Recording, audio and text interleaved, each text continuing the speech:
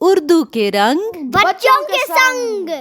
ایک دفعہ کا ذکر ہے کہ ایک جنگل میں ایک شیر رہتا تھا۔ ایک دن وہ شیر سو رہا تھا کہ اچانک ایک چوہا وہاں آ گیا اور شیر کے بالوں میں گھس کر کھیلنے لگا۔ اچانک شیر کی آنکھ کھل گئی، اس نے چوہے کو پکڑ لیا۔ چوہا ڈر گیا، وہ شیر سے منت کرنے لگا کہ مجھے چھوڑ دو، میں آئندہ ایسا نہیں کروں گا۔ شیر کو اس پر رحم آ گیا، اس نے چوہے کو چھوڑ دیا۔ چوہا جاتے جاتے شیر سے کہنے لگا کہ میں اس احسان کا بدلہ ضرور دوں گا۔ شیر ہنس پڑا۔